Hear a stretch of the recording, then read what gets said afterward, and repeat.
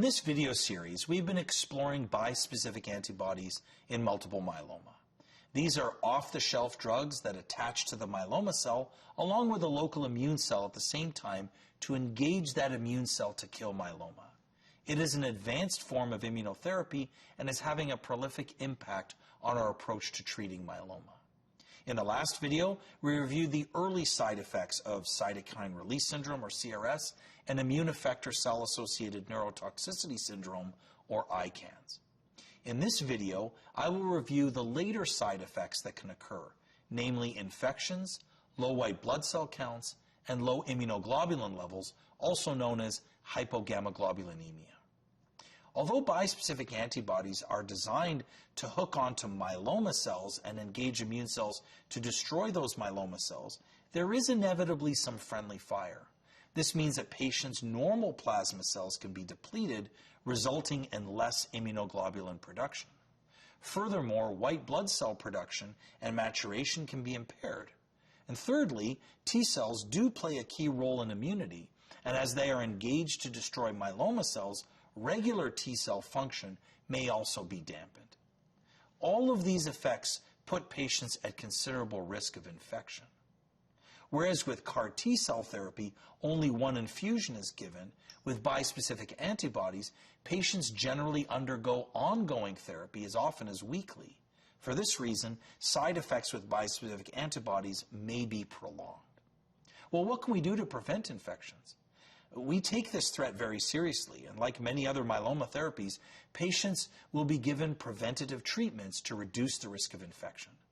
Practices will vary among institutions, but most will be given the following or a similar protocol to this. Number 1, PJP Prophylaxis with atovaquone or another agent.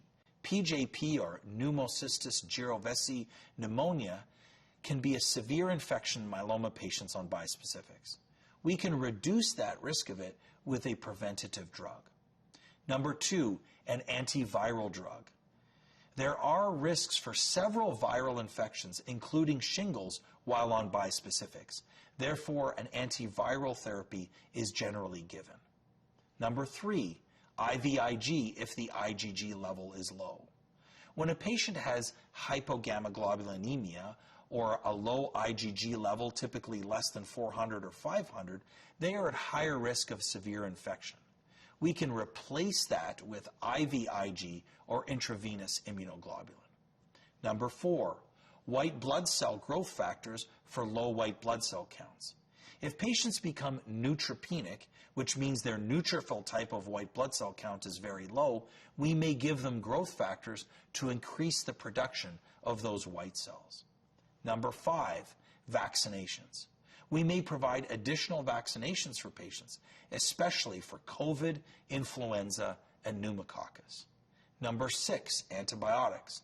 Although we do not generally give these to all patients, certain patients are at higher risk. Those patients may be given prophylactic or preventative antibiotics. Number 7, antifungals. We do not routinely provide these as prophylaxis, but some patients may be given this treatment, especially if their blood counts are low. So what should patients and their care partners be watching for? Well, infections can manifest in multiple ways, especially with fever, unexpected fatigue, and confusion.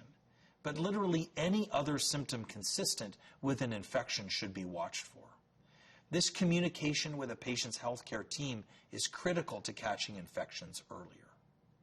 Bispecific antibodies are no doubt going to be increasingly used in myeloma because they are highly effective and generally easy to administer.